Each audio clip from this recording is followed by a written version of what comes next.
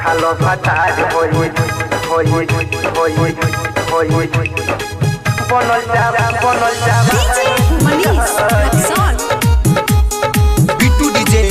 मलाही बाजार मंदिर के पीछे बनल जावा खालो फटार होई बनल जावा कर चोरी तनी खालो पति जाके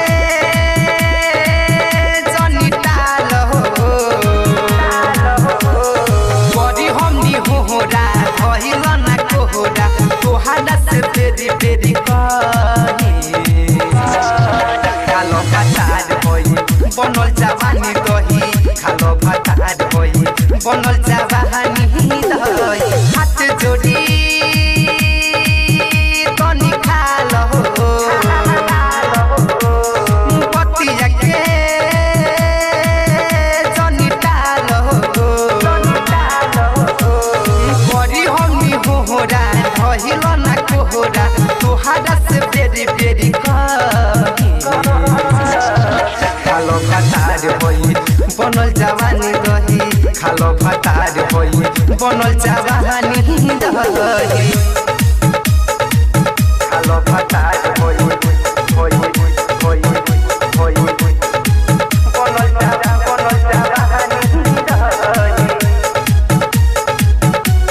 डीजे मनीष रक्सौल बनल जावा बिट्टू डीजे मलाही बाजार मंदिर के पीछे हमर जवानी को छोड़े है उधरा के खाले तो हमरे रजबू घर में आके खाले तो हमरे रजबू घर में आके हमर जवानी को छोड़े है उधरा के खाले तो हमरे रजबू घर में आके कही तो तू मिसी होने ले तो कीमती तुहारा से कोई हम सही तुहारा से कोई हम सही खालो फटार होई बनल जवानी गही खालो फटार होई बनल जवानी दही खालो फटार होई बिट्टू डीजे मलाही बाजार मंदिर के पीछे बनल जावा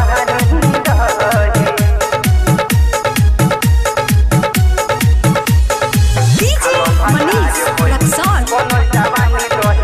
खालो फटार होई बनल जावा मोहम्मद के तू खैदा तू सब होइते मान राइटरी जहमानुल सुन रवि रंजन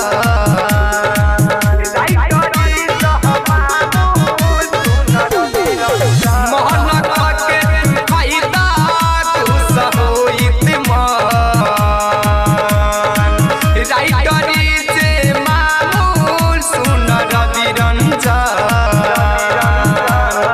आलमीरी साथ कहिला के बाद कोई स्वाद लागे कहीं खालो फटार होई बनल जवानी दही खालो फटार होई बनल जवानी दही कर चोरी तनी खालो पति जाके जनी टालो बड़ी हमनी होरा भइल ना कोहरा तोहारा से बेरी बेरी कही खालो फटार होई बनल जवानी दही खालो फटार होई बनल जवानी दही हाथ जोड़ी तनी खालो पति जाके जनी टालो